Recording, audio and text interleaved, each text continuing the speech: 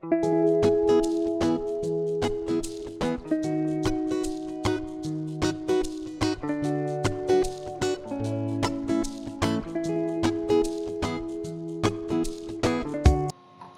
gosto muito da prova da FAMERP, gente, porque cai tudo numa prova só, todos os dissertativos lindíssimos, adoro resolver essa prova.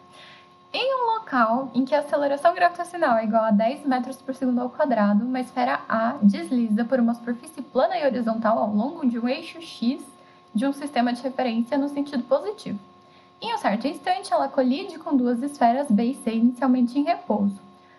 Após a colisão, a esfera A para e as esferas B e C passam a se mover nas direções indicadas na figura. Gente, só por olhar na figura, vocês sabem o que está acontecendo? Vocês conseguem imaginar isso acontecendo? Lembra, física e imaginação.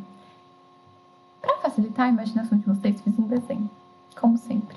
E uma animaçãozinha aqui. Então, para ajudar na animação, vamos imaginar que eu copiei o eixo X e o Y, porque ali em cima achei que ia ficar meio poluído. Então, desenhei as duas esferinhas no começo, a esferinha azul e a verde estavam ali na origem, que foi onde elas se encontraram, né? E a vermelhinha estava vindo para a direita. Aí ela estava vindo, bateu, e a hora que ela bate, ela para, e as outras duas saem do jeito que está indicado na figura. Então, aquela figura está representando exatamente esse movimento. Beleza? Letra A. Sabendo que a esfera A tem massa 0,8 kg e que, devido exclusivamente à ação da força de atrito, antes da colisão ela estava sujeita a uma aceleração de 2 metros por segundo ao quadrado no sentido negativo do eixo X.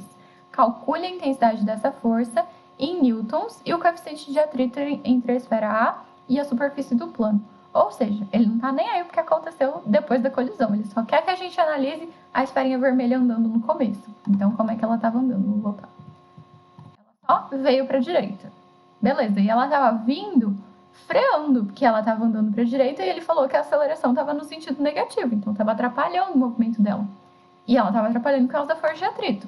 Então, se a gente pensar nessa esferinha ali, de massa 0,8 kg, aceleração 2 metros por segundo ao quadrado, a gente quer saber o valor da força de atrito e o coeficiente de atrito, que é o μ. Beleza, então vamos imaginar ali no meio do caminho. O que vai acontecer com essa esferinha? Tem ela aqui atrás de mim. Ela estava no chão, né? Ela estava andando para a direita. Essa fumacinha aí atrás dela, pra quem não entendeu, é tipo desenho animado, sabe? Fica a fumacinha de para onde ela está indo. Beleza, então se ela está indo para lá, a fumacinha tá para cá. Só pra gente imaginar. Tá bom, se ela tá indo pra lá e a aceleração tá atrapalhando, quer dizer que a força de atrito tá pra esquerda. Ok. Então, temos peso, temos normal, peso porque tá na terra, normal porque tá apoiado. Temos atrito, que é quem tá atrapalhando, que é justamente quem é que a gente quer descobrir, não é mesmo?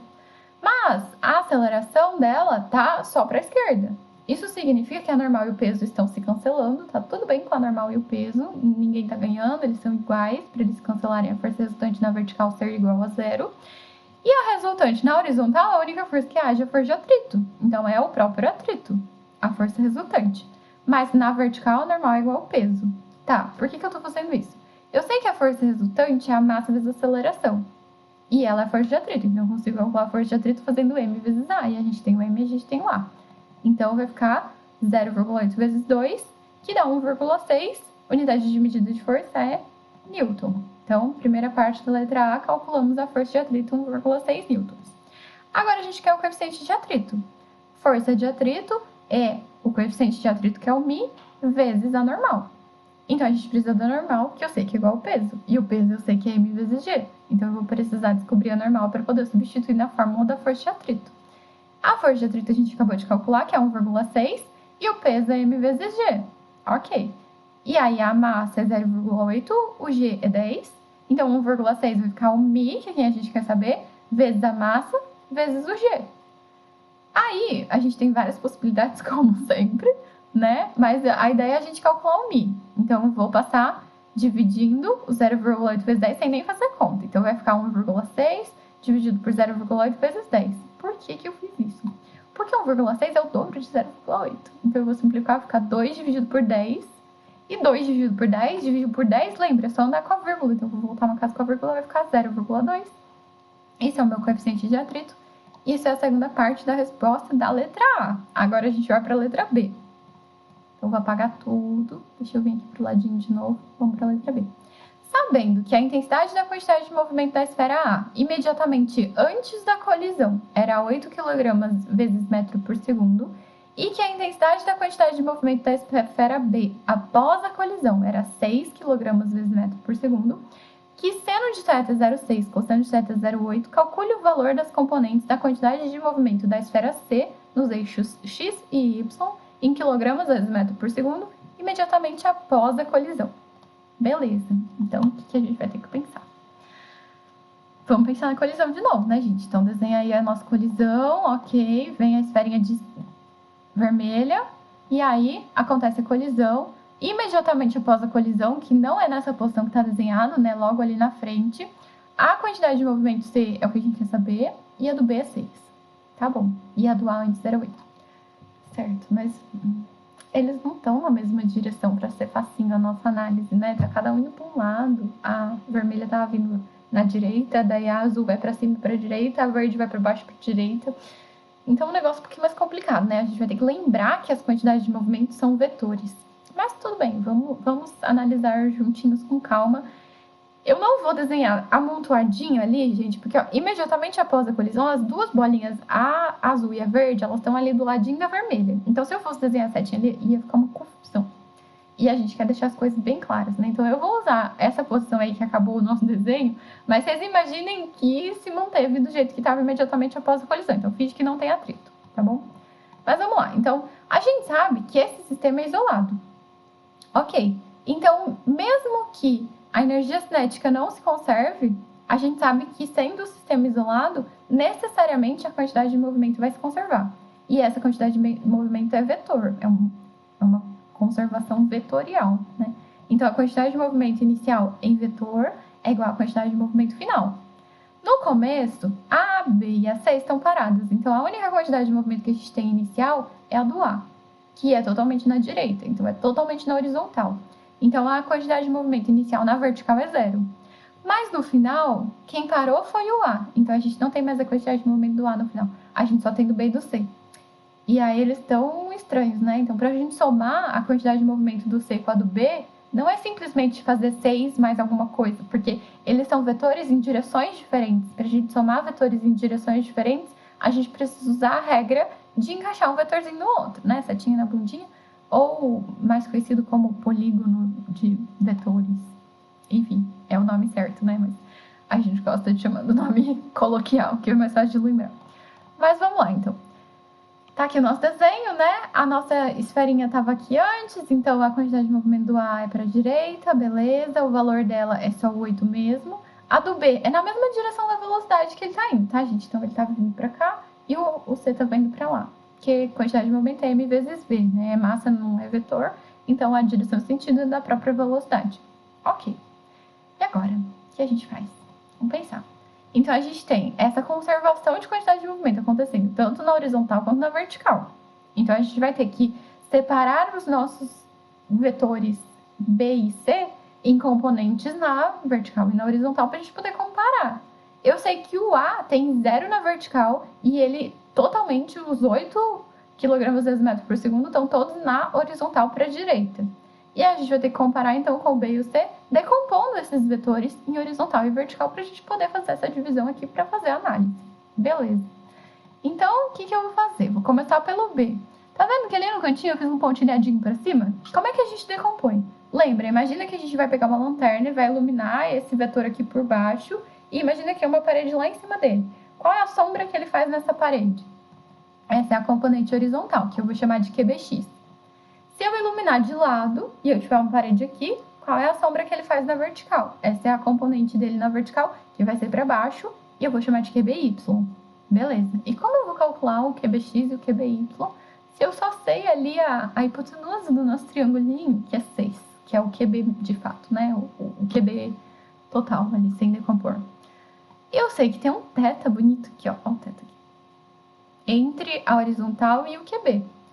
Aí, ficou meio esmagadinho ali, então eu vou desenhar ele meio grande. Mas depois, vamos lembrar que a hora que a gente decompõe, o QB deixa de existir e a gente só tem as componentes x e y, tá bom? Então, horizontal e vertical. Vou fazer a mesma coisa para o C. Então, lembra, sombra dele com a iluminação de cima, a sombra na horizontal vai estar para a direita é o QCX, que é uma parte dessa resposta que a gente quer. A gente quer a componente horizontal da quantidade de movimento C. E a mesma coisa na vertical. Então, eu ilumino aqui, né? A sombra vai estar nessa parede aqui, de pezinha, para cima. Então, o QCY é a segunda parte da nossa resposta da letra B. E é isso que a gente vai querer saber. E o QC vai sumir, né? A hora que a gente fizer isso. Então, as nossas quantidades de movimento são essas. Então, se a gente fizer a análise do que vai acontecer na horizontal, no começo a gente tinha o QA, no final a gente tem o QCX mais o QBX. Os dois estão para a direita, então eles estão se ajudando, então eles estão se somando. Beleza. Na vertical, a gente não tinha nada no começo, então era 0. E no final, a gente tem o QCY para cima e o QBY para baixo. Então, eles estão se cancelando, né? Para dar 0, eu sei que o QCY e o QBY vão ter que ser iguais. Anotem essas informações, elas vão ser importantes, mas vou deixar escritinho aqui. Então, na horizontal, a gente tinha QBX e QCX se ajudando e o QA antes. E na vertical, 0, QBY mais QCY. Por que eu não coloquei subtraindo se eu sei que eles estão se atrapalhando? Poderia ter colocado, tá tudo bem, daí eu trabalharia todo mundo em módulo depois, né? Eu só ia analisar o valor. Mas, vamos supor que eu não soubesse para onde ele estava indo, né? Então, eu não substituí justamente porque eu poderia não saber que a bolinha estava subindo, ok? E como é que a gente descobriria? A gente ia analisar pelo sinal do nosso sistema de referência.